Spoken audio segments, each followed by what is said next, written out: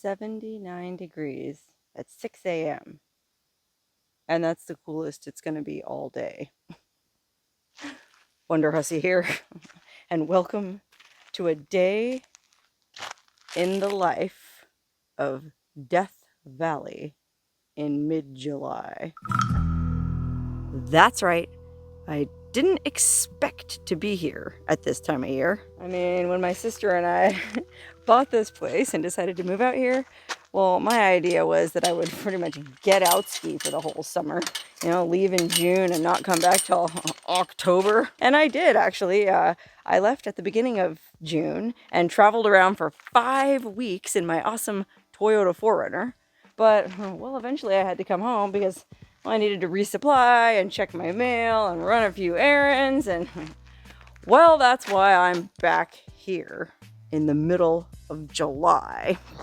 And, you know, I guess it's really not that bad. I mean, today is only supposed to be something like 110, 111. And I say only 110, 111 because I think I remember last summer it was like 120 degrees a couple days. Anyway, because it is midsummer and it probably will eventually get to 120 degrees, well, the town's pretty much deserted. Anybody with any brains whatsoever left for the summer. It's so quiet. I mean, seriously, I think only something like 100, 150 people live here anyways. In the summertime, the population must go down to like, well, it's hard to even say because people don't come out of their houses. So it's hard to know how many people are in town. You know what I mean? It's actually not that weird. I mean, I've been here for a couple days now and it's hot outside, so you just stay inside. You do all your work inside. You come out early in the morning and come out again in the evening. But it's really not that different from living someplace where it gets really cold, okay? I'm talking to you, those of you who live in Wisconsin, Minnesota, those kind of places. Well, think about it in the wintertime. You spend all day indoors because it's too cold to go outdoors. Well, out here in the summertime, it's the same thing. You spend all day indoors because it's too hot to go outdoors. So yeah, first thing in the morning is pretty much the only time of day that it's pleasant to be outdoors this time of year. So this is my only chance to get some fresh air. Incidentally, you might be wondering what happened to that shade cloth my sister hung up for us to park under so that my poor rig wouldn't be baking in the desert heat all day long. I mean, you can see up here, she went to great lengths to securely affix this shade cloth. She bolted it into the side of the cinder block wall, epoxied it in place. I mean, that thing is not going anywhere. And then she affixed another one over here on the house. And then she put a third one up on the casita, which you can actually see this one a little bit closer. She wasn't messing around when she did this. She thoroughly researched it. All 3 of these contact points held very, very firmly. Even when it got really windy one day, we get, oh gosh, it gets up to like 70-mile-an-hour winds out here sometimes. Crazy winds. And well, we knew that was going to happen. And that's why she did so much research into what kind of bolt and what kind of epoxy and how to affix it and blah, blah, blah. Well, there was no place to attach the 4th point other than our palm tree. So she had the 4th point kind of tied very tightly around the palm tree. And guess what? When that windy day came, the poor thing was going up and down and all around. And well, out of an abundance of caution, she just went ahead and took it down. I think she said the point that was tied to the palm tree actually did come loose. But on the plus side, all them bolts she epoxied into the sides of the buildings held tight. So it's back to the drawing board for the shade structure. In the meantime, well, I just got to park out in the open, and that is just part of why I'm trying to make this pit stop at home as fast as possible before I head back out for more adventures in better weather. So if all goes well, I should only be here for about 5 days before I roll on again. It's already day 3. I've got a lot of stuff to do if I want to leave in 2 more days. So I'd better get to work. Actually, before I get started working, there is one little science experiment I've been wanting to try. You know how they always say, it's hot enough to fry an egg on the sidewalk in the summertime in these hot desert cities? Well, believe it or not, I've actually never tried doing that. And I thought it might be Well, I thought it might be kind of interesting to try. So let me see. I'm going to get a frying pan and put it outside in the sun all day long to get it nice and hot. This one looks like it'll do.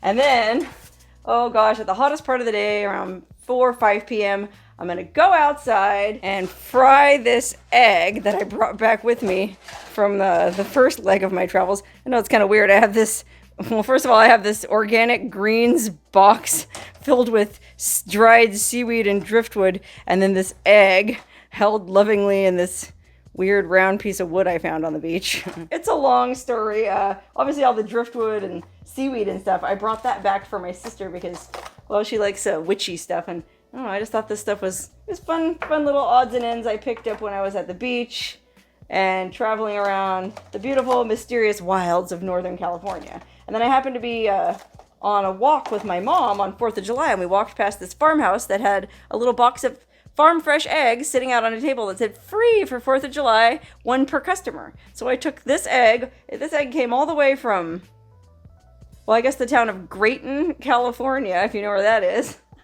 If you run a farm in Grayton and you're the one who put out these eggs on 4th of July, holla. Anyway, I'm gonna crack this egg into this frying pan later this afternoon and see if it'll really fry. So let me go find a spot where this frying pan will be in the blazing sun all day long. I feel like this brick pile stays pretty lit all day. I'll set her down right here. I'll let her get nice and hot as the sun makes its relentless march across the desert sky. And well, by 4 or 5 p.m. should reach its predicted high of 111 degrees. And we'll see if we can fry that egg. But in the meantime, I'm going inside.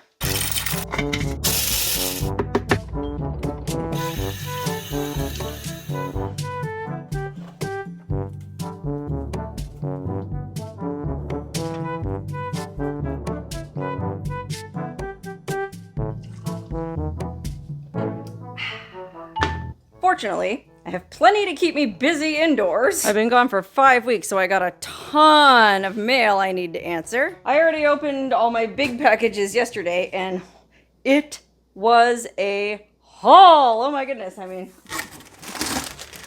I got lots of stuff. Most interestingly, well, gosh, it would be hard to say what the most interesting stuff I got was, but oh, I thought this was kind of cool. Look at this necklace. I said in a video one time that I wished I had a neon sign that said open, close, that I could hang around my neck so that people would know when it was time to leave me alone at the end of the day. Well, look at this. Someone actually made me a necklace that says closed. Or how about this? Somebody sent me a fentanyl overdose kit in case somebody accidentally overdoses on fentanyl at Burning Man, because I'm going to Burning Man. That's wild. I mean, I suppose it could come in handy. I don't go anywhere near that stuff. All I do is smoke a little dope and, well, eat a few mushrooms. Speaking of Burning Man, I also got this awesome, well, it's like a onesie printed to look like mirrors, so I can finally fit in with my silver mannequins. I got a ton of really cool and really meaningful gifts. Unfortunately, I don't have time in this video to show all of them, but check this out. You know how I love my old newspapers? Well, holy cannoli.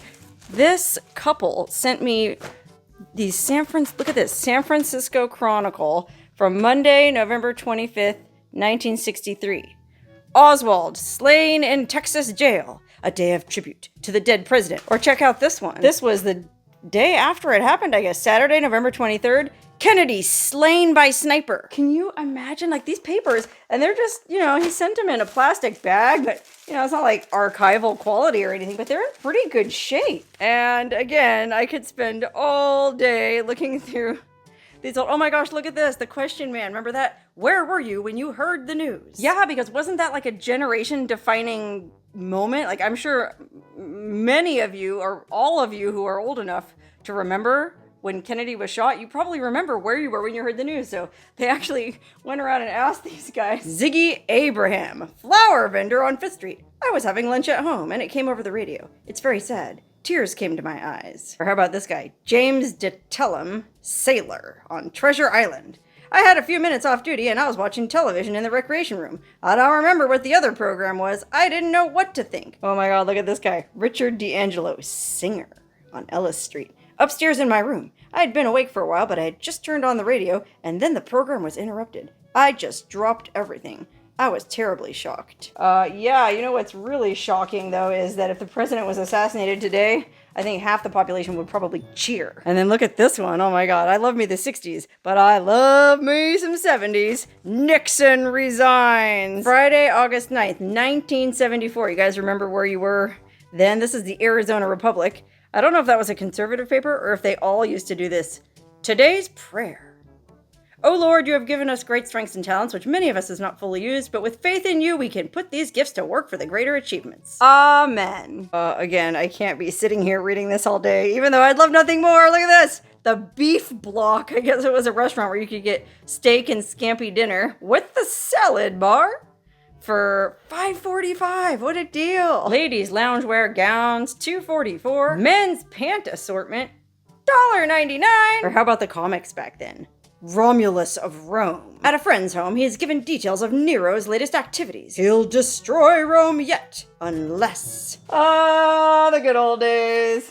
You know what, though? The good old days. It's talking about presidents being killed and another president being impeached. And, well, I've said it before and I'll say it again. The more things change, the more they stay the same. I mean, I'm making this video the 2 days after the ex-prime minister of Japan was assassinated, so... Everybody who looks at the past through rose-colored glasses, well, remember, it wasn't all sunshine and roses. Okay, well, as much as I'd love to sit and read the paper all day, I've got a lot of work to do, and thankfully, it's all indoors, so I can sit and enjoy this sweet, sweet mini-split. Mini-split working out great. My sister wasn't even here when I got here. She had to go to LA for a few days, but because we got an app so we can control it wirelessly, well, she's been monitoring the temperature in the house remotely, and it was nice and cool when I got here. I think it was like 74 in the living room and a little hotter back here. Just great. Hey, look at this. Here's another project I can work on indoors. That cow skull I found. Remember I think I showed in a video that I got it all cleaned off. Well, now I primed it and painted it white, so it's ready to go. I got some really cool paints. Ready to do a psychedelic paint job on it and then hang her on the wall. One of these days, when I get a minute. Fortunately, there's like 100 plus days ahead of me, so I'll have plenty of time to spend indoors.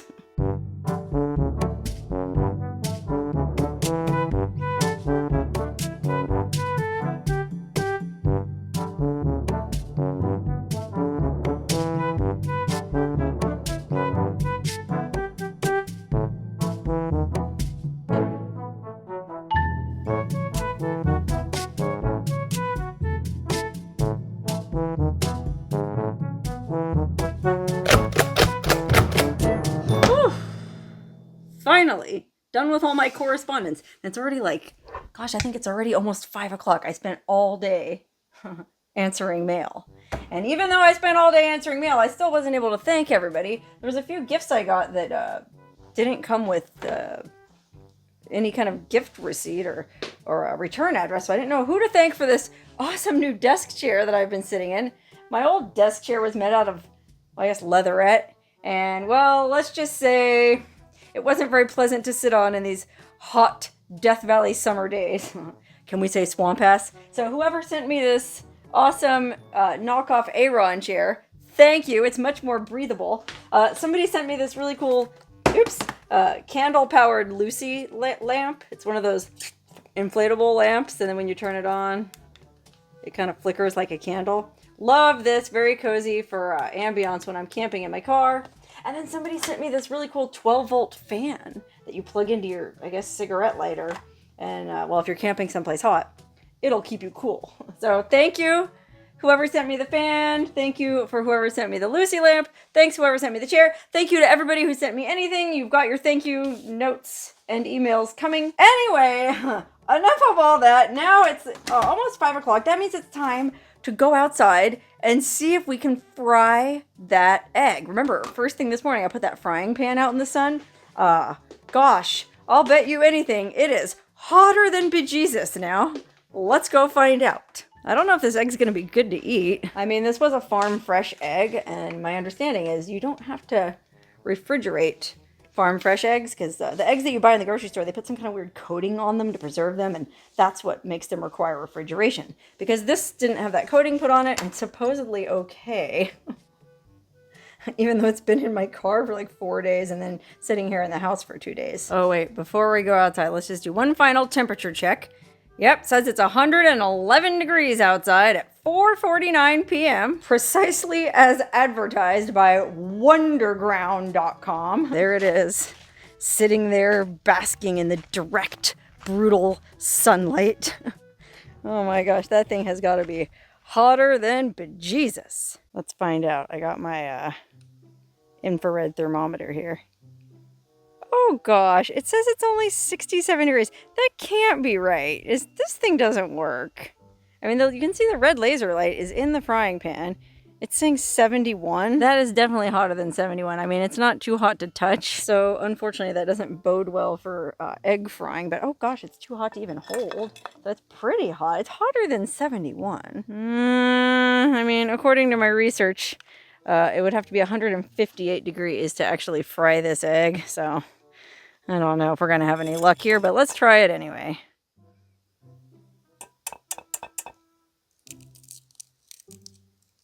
Oh, yeah, this egg doesn't even look good anymore. Ugh. Okay, I was talking to one of my aunts the other day. I happened to be at my grandma's house visiting my grandma, and one of my aunts was there, and she thought it might be a good idea if I put a glass cover. I was telling her about my idea to make this video. She thought if I put a glass lid on the frying pan, that might help make the egg hotter. You know what I mean? Like it'll help keep the heat in. Oh, look, it is kind of...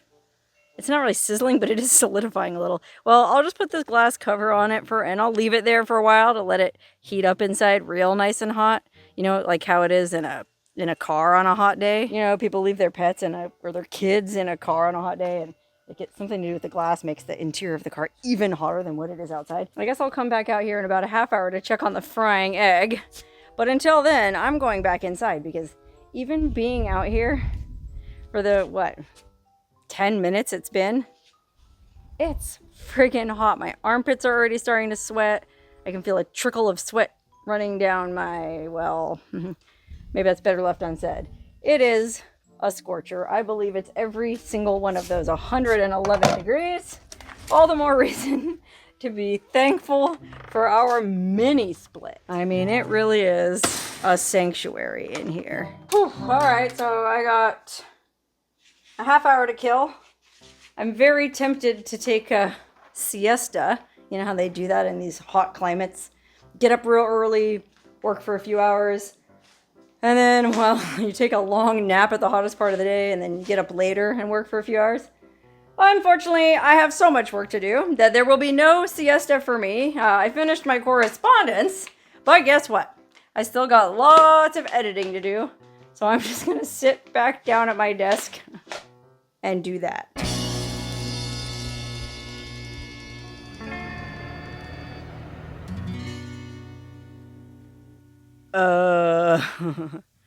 I'm gonna go ahead and call this fried egg experiment a fail. I mean, that doesn't look like any fried egg I would want to eat. Maybe it's got to be one of those cast iron frying pans, you know, the black colored cast iron. Those might get hotter. And well, maybe you'd have to do it in Furnace Creek, where, believe it or not, it's even hotter there than it is here. Anyway, I'm not going to let that failed fried egg experiment get me down. I'm going to enjoy the fact that it's cooled down some. It's only 104 now, according to my thermometer. And I figured I'd take advantage of this cold spell to get some fresh air and a little bit of exercise. You know, I've been sitting on my keister pretty much all day, editing and answering mail. I need to enjoy this beautiful desert. So I figured I'd go for a little walk, stretch my legs, enjoy what's left of the daylight before the relentless procession of the unforgiving sun begins again tomorrow morning. Gosh, it's just beautiful out here right now. Matter of fact, I guess I don't really need these sunglasses anymore. By the way, do you like the fact that I got dressed up to go out of the house? I mean, technically I probably could have just worn my nightie and my bathrobe that I've been wearing all day, but oh my gosh. Don't they say that when you work from home, you're supposed to get dressed in the morning because it makes you feel better about yourself? Well, I didn't get dressed till 7:30 p.m., but at least I did a fabulous job of it.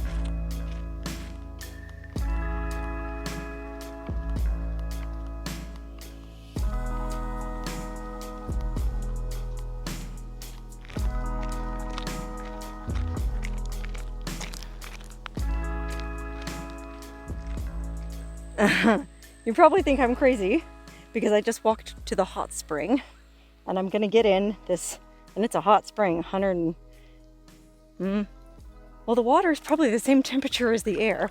Whew, whew, whew. Feels a lot hotter though. Anyway, you probably think it's counterintuitive to get in a hot spring on a hot day or a hot evening, but oh my God, how could I not? Unfortunately, inexplicably, 2 cars pulled up here right as I arrived, so I have to make this quick. Well, they say soaking in hot water will actually cool your body temperature off when you get out. So if I just sit in here for a few minutes, soak up all this heat coming straight from the bowels of the earth, and then get out before these people show up, well, it might cool me down internally somehow. This is supposed to be the part of the video where I'm peacefully alone in this beautiful desert hot spring. Instead, I'm about to have company. And I think there's a kid with him, so I better go ahead and get out now. Golly, you moved to the middle of nowhere thinking you can get a moment's peace. And you're wrong. Haha, I showed those people. I didn't even put my clothes on. Matter of fact, I've mentioned this in videos before. I think it's legal to walk around this town where I live naked because it's a hot springs resort area. They didn't seem to think it was too cool. I mean, the kid they had with him was about 10. Junior is old enough to see some. Anyway, one of the ladies gave me the stink eye, but hey, come on, man. This is a hot spring resort town. It's legal to be naked here. And if you can't handle the fire, well, by golly, get out of the kitchen. You're either on the bus or off the bus, if you know what I mean. And I am definitely on the bus for life.